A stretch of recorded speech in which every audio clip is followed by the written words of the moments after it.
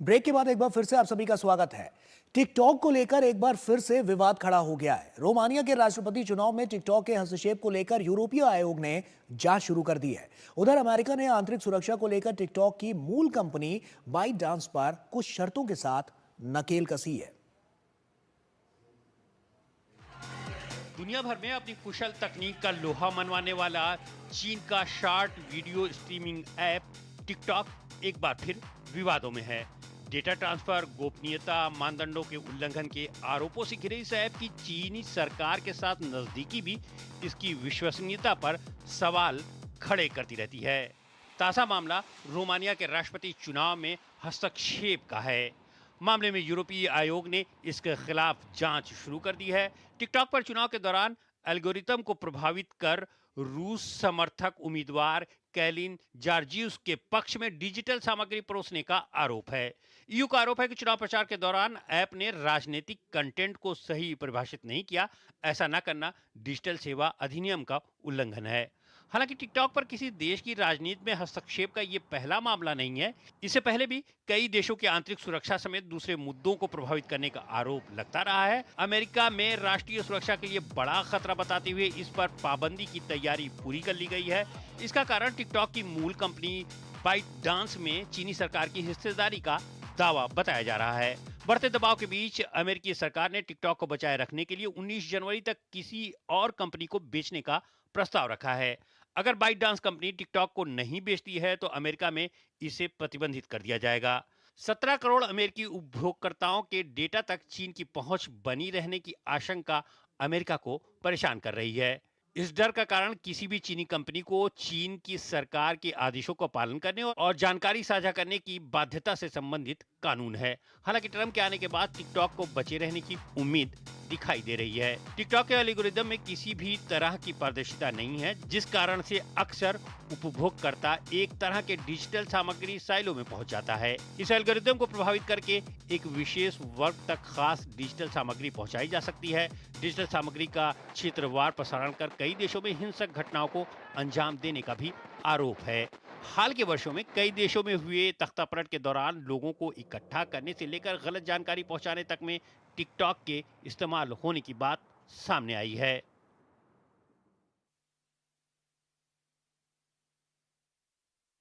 और डॉक्टर शेषाद्री लगातार हमारे साथ जुड़े हुए हैं, उन्हीं का रुख करते हैं और इस चर्चा को आगे बढ़ाते हैं। डॉक्टर शेषाद्री, जैसा कि हमने देखा कि लगातार टिकटॉक को लेकर एक बार फिर से विवाद नजर आ रहा है। रोमानिया का चुनाव और उसके बाद हम जैसे अमेरिका का भी जो इसमें पक्ष देख रहे हैं, साफ तौर पर जो नीतियां निकलती हुई नजर आ रही हैं इसको देखते हुए, तो ऐसे में टिकटॉक कितना बड़ा प्रभाव इस वक्त छोड़ रहा है जो तमाम ऐसे देश हैं जो इससे प्रभावित हो रहे हैं?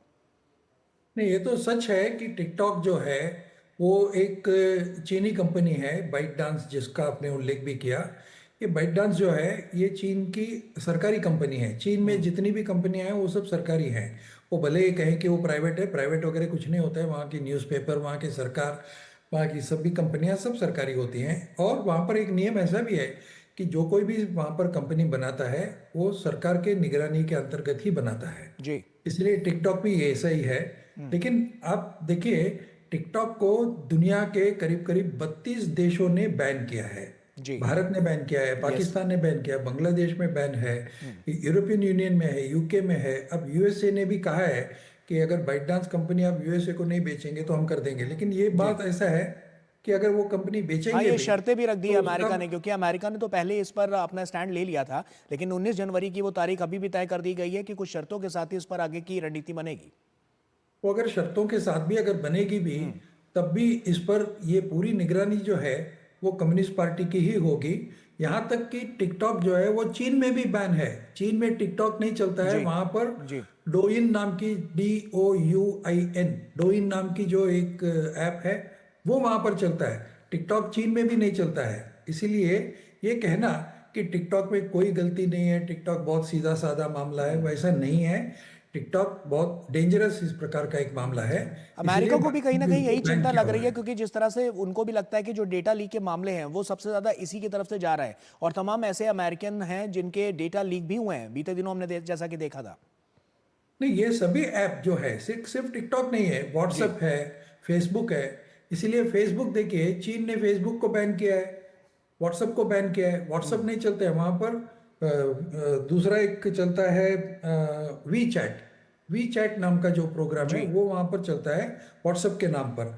ये सभी जितने भी ऐप्स हैं वो डेटा कलेक्शन तो करते ही हैं, इसीलिए ये डेटा कलेक्ट तो होता ही है, परंतु सवाल यह है कि डेटा जाता किधर है। जी जो कंपनी, जो एक टिकटॉक की जो मालिक है, उनके पास एक अल्गोरिथम होता है, उस अल्गोरिथम के आधार पर ये डेटा सारा कलेक्ट होता है। जी और इसके पहले चीन ने इस प्रकार डेटा इकट्ठा करना, अमेरिकी सरकार के डेटा इकट्ठा करना, वहाँ की कंपनियों का इकट्ठा करना और वहाँ की फार्मास्यूटिकल कंपनियों का डेटा इकट्ठा करना, और आईपी जिसको इंटेलेक्चुअल प्रॉपर्टी कहते हैं, किसी भी सामान बनाते हैं, किसी चीज़ बनाते हैं, वो उसमें क्या क्या चीज़ें जाती हैं, ये सब उन्होंने चुराया है। इसलिए इसमें कोई नई बात नहीं है कि कोई भी देश ऐसा नहीं करता है, अमेरिका भी कर सकता है। इसके पहले रूस ने अमेरिका के मामले में ऐसा किया था, रोनाल्ड रीगन के समय में। तो ये जो एक दूसरे देशों के बीच में स्पाइंग जिसको बोलते हैं, एस्पियोनाज जिसको बोलते हैं, ये बहुत आम तरीके से चलता है। परंतु ये जो व्हाट्सएप, टिकटॉक और जो सोशल मीडिया जिसको हम बोलते हैं, जी इस सोशल मीडिया का उपयोग करके ज़्यादा से ज़्यादा डेटा इकट्ठा करना, ये आज की एक ट्रेंड हो गई है, पिछले 10 सालों में ये बड़ा है।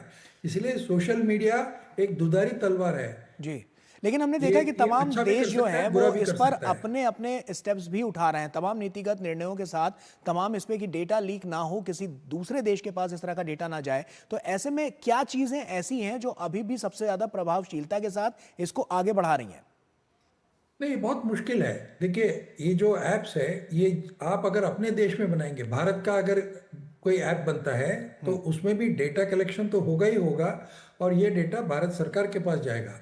लेकिन आप जब दूसरे देशों में जाते हैं और वहाँ पर अपना मोबाइल का उपयोग करते हैं, स्मार्टफोन का उपयोग करते हैं, तो डेटा कलेक्शन तो होगा ही होगा, आप कहीं भी हों। इसे ऐसा नहीं है कि अगर भारत का एक अपना ऐप होता है और हम यूपीआई उदाहरण के लिए लीजिए, उसमें डेटा कलेक्ट नहीं होता है और वो जी डेटा बाहर नहीं जाता है, इसकी कोई गारंटी नहीं है। सभी प्रकार के एल्गोरिदम में डेटा कलेक्ट भी होता है और कहीं ना कहीं वो सब होता है। इसको क्लाउड कंप्यूटिंग कहते हैं।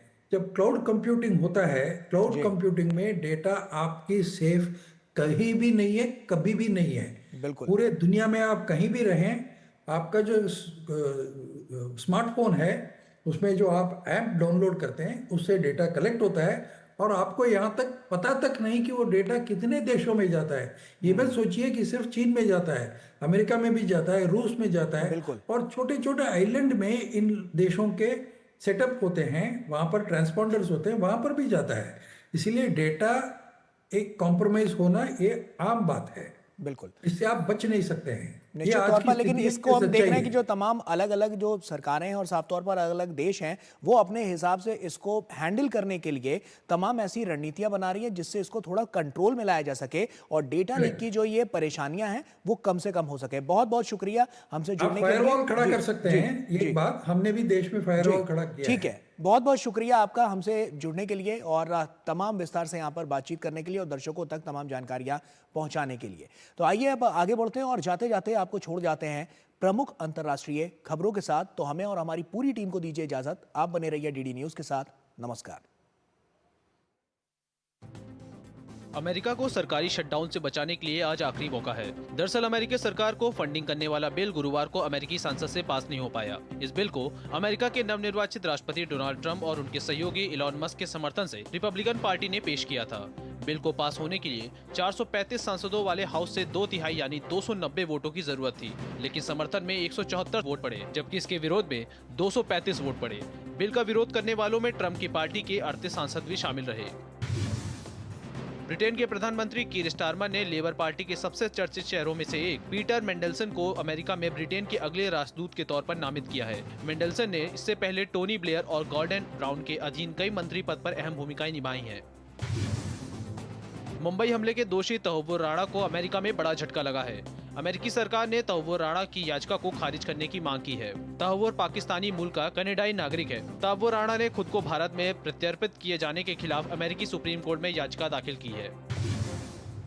यूक्रेन की राजधानी कीव पर रूसी मिसाइल हमले में कम से कम एक व्यक्ति की मौत हो गई और कई लोग घायल हो गए। यूक्रेन के विदेश मंत्रालय का दावा है कि हमले में अल्बेनियाई, अर्जेंटीना सहित 6 दूतावासों को नुकसान पहुंचा है। इसके अलावा दक्षिणी शहर खेरसौन में भी रूस द्वारा मिसाइली हमला किया गया।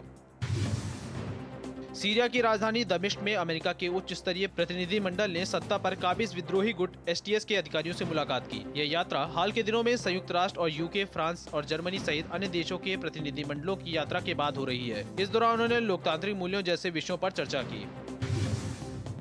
ताइवान की संसद में शुक्रवार को जमकर हंगामा हुआ। देश की मुख्य विपक्षी पार्टी के सांसदों ने स्पीकर की कुर्सी पर कब्जा करने की कोशिश की। 3 विधेयकों पर तकरार पर विपक्षी सांसदों ने जबरदस्ती संसद में घुसकर तोड़फोड़ की। इसके बाद सत्ता पक्ष और विपक्षी सांसद आपस में भिड़ गए। विपक्ष ने सरकार पर संविधान को कमजोर करने का आरोप लगाया। मलेशिया की सरकार ने लापता मलेशिया एयरलाइंस के विमान MS-370 के मलबे की खोज फिर से शुरू करने के लिए सैद्धांतिक रूप से सहमति हो गई है। ये विमान 10 साल पहले बीजिंग से कुआलालंपुर जाते समय लापता हो गया था। विमान में कुल 239 यात्री सवार थे।